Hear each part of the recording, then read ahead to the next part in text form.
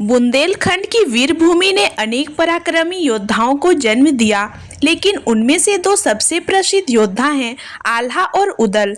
ये दोनों भाई न केवल अपने शौर्य, पराक्रम और बलिदान के लिए प्रसिद्ध थे, बल्कि उनकी वीरता की कहानियां आज भी लोकगीतों और लोक कथाओं में जीवंत है। उनकी कथा बुंदेलखंड, मध्य प्रदेश, उत्तर प्रदेश और बिहार तक प्रसिद्ध है।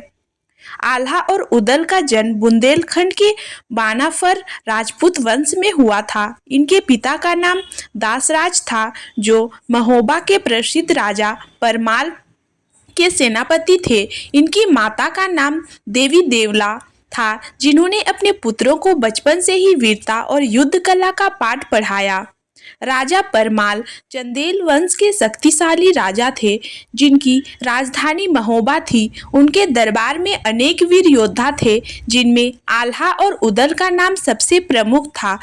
दासराज और उनके पुत्रों ने महोबा के लिए कई युद्ध लड़े और विजय प्राप्त की। आल्हा और उनकी अद्भुत वीरता के कारण अजय योद्धा माना जाता था, क्योंकि कहा जाता है कि वह युद्ध में कभी पराजित नहीं हुए।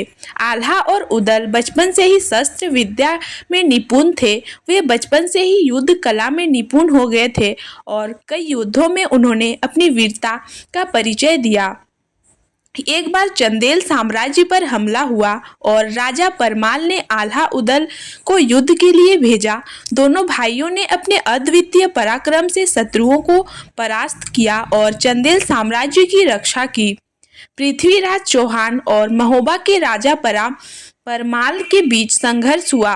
कहा जाता है कि पृथ्वीराज चौहान ने महोबा पर हमला किया था और आल्हा उदल ने वीरतापूर्वक उसका सामना किया। उदल इस युद्ध में वीरगति को प्राप्त हुए, जबकि आल्हा युद्ध समाप्त होने के बाद सन्यासी बन गए।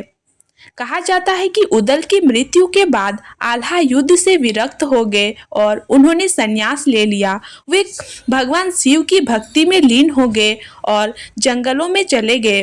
बुंदेलखंड के कई हिस्सों में आज भी ऐसी कथाएं प्रचलित हैं कि आल्हा ने अमर तत्व प्राप्त कर लिया था और वे आज भी जीवित हैं। बुंदेलखंड और उत्तर भारत के विभिन्न क्षेत्रों में आल्हा खंड नामक वीरगाथा प्रचलित है, जिसमें उनके शौर्य, बलिदान और युद्धों का विस्तृत वर्णन किया गया है। यह काव्य जगनीक नामक कवि ने लिखा था, जो महोबा के राजा परमाल के समकालीन थे।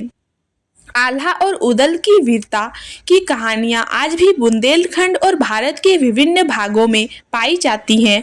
उनकी गाथाएं केवल युद्धों की कहानी नहीं है, बल्कि यह साहस, निष्ठा, बलिदान और कर्तव्य परायणता का प्रतीक है। उनका नाम हमेशा अमर रहेगा और उनके शौर्य की गाथाएं पीढ़ी दर पीढ़ी सुनाई जाती रहेंगी।